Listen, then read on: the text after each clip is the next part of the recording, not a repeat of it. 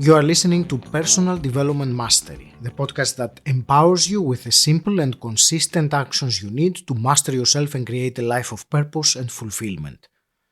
This is another snippet of wisdom, where I select my favorite, most insightful moments from previous episodes.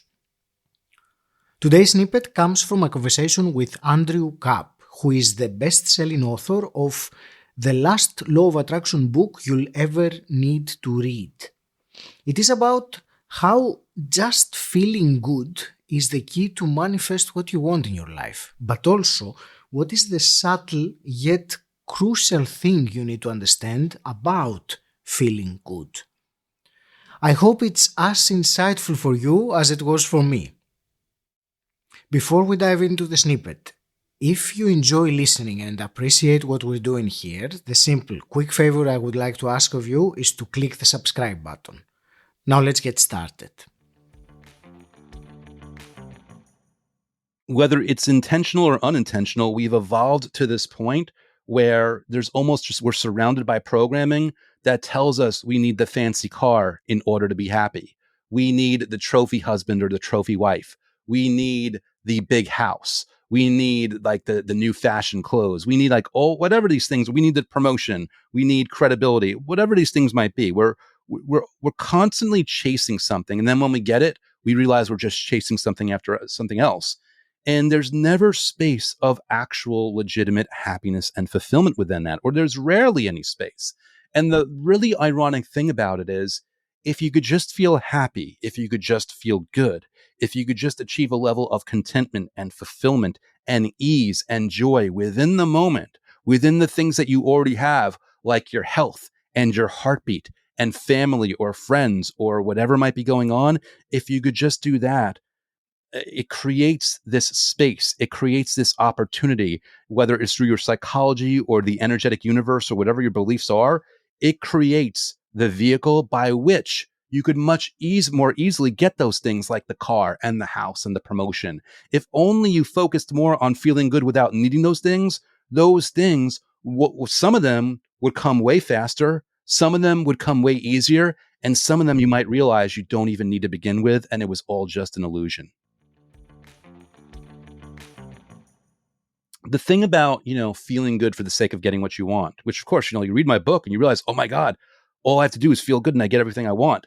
And that's true. And that's okay to have that realization. But there's a subtle little trick that people that misuse it, where they go from just knowing that it works that way to actually gritting their teeth and like trying to force good feelings in with this hyper awareness that they don't have the thing yet. Meaning this focus on feeling good that they think that they're actually doing successfully, all they're really doing is reaffirming psychologically or energetically or whatever your beliefs are. They are reaffirming and enforcing the reality that they don't have that thing, meaning they're going in the exact opposite direction that they intended, which is why I said, rather than gritting your teeth and trying to force or shoehorn this new reality, just feel good for the sake of feeling good, because you're going to get a win in that moment, because then you're actually enjoying your life. And then those things don't even worry about those things. They will come, and they will come in really creative, really unbelievable fun ways.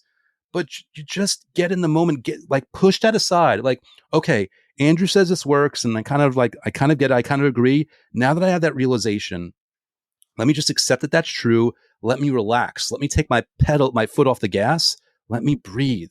Let me take it in and let me just enjoy this moment. Let me just sit and hear or feel my heartbeat and appreciate that. Let me think about, even that paycheck that I want to be way higher. Let me appreciate the paycheck I have right now and the things I've bought. Let me look at the food I'm about to eat and have genuine gratitude for how well it's going to taste, and all the people that went into preparing that food, all the truck drivers that transported the ingredients, all the stores that go through who knows what in order to get that process where I can just walk to the shelf and get it, or better yet, we're at a point where I don't even have to go to the store. I just take out my phone and I push a couple buttons and boom, it shows up at my door. Let's enjoy that and appreciate that. And then it's like, oh, all of a sudden, when you're feeling good for the sake of feeling good, then it's like, wait a second, I just thought of a really cool way that I could finance that car I want. I just thought of a really cool way of writing my profile for a dating app that the other, people looking at my profile are going to respond to. I just ran into somebody who had this really cool money-making opportunity, and it only cost me $10 to try it. Like, these kinds of things unfold. There's no way of explaining it. There's no way that you can orchestrate it on your own, but it is orchestrated for you and then within cooperation of you when you engage in this process. Thank you for tuning in. You can listen to the full conversation with Andrew Kap in episode 312. The link is in the show notes.